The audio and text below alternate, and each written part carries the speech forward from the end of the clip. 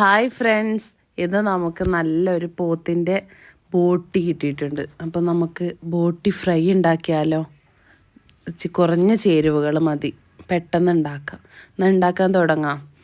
വെളുത്തുള്ളി, കുരുമുളക്, ഇഞ്ചി, പിന്നെ വലിയ ജീരകം ഇവയെല്ലാം ചേർത്ത് നല്ലോണം മിക്സിയിൽ അരച്ചെടുക്കുക. എന്നിട്ട് ഒരു കുക്കർ ഇട്ടിട്ട് കുക്കറിലേക്ക് മഞ്ഞൾപ്പൊടി, മല്ലിപ്പൊടി, മുളക് പൊടി, ഈ അരച്ച് വെച്ച ഈ ചേരുവയും കൂടെ കൂട്ടിയിട്ട് നല്ലോണം മിക്സാക്കുക.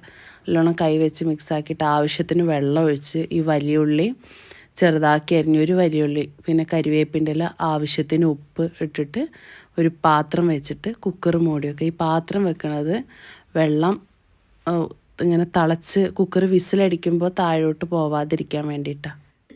അപ്പോഴേക്കും നമുക്ക് വേറെ ചട്ടി വെച്ചിട്ട് എണ്ണ ഒഴിച്ചിട്ട് വലിയുള്ളി ചെറുതാക്കി അരിഞ്ഞത്, കരിവേപ്പിൻ്റെ ഇല, പച്ചമുളക് ഇവയെല്ലാം നല്ലോണം വാട്ടിയെടുക്കുക.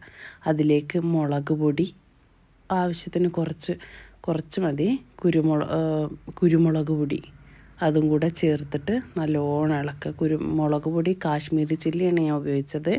എന്നിട്ട് 4 വിസിൽ, എൻ്റെ കുക്കർ 4 വിസിലടിച്ചപ്പോഴാണ് വെന്ത് വന്നിട്ടുണ്ട്. അപ്പോൾ അതും കൂടെ ഇതിലേക്ക് ഒഴിച്ചിട്ട് നല്ലോണം വെള്ളം വറ്റണ വരെ ഇതാക്കിയിട്ട് കുരുമുളക് ഒന്ന് ചതച്ചിട്ട് അതിലേക്ക് ഇട്ട് കൊടുക്കുക.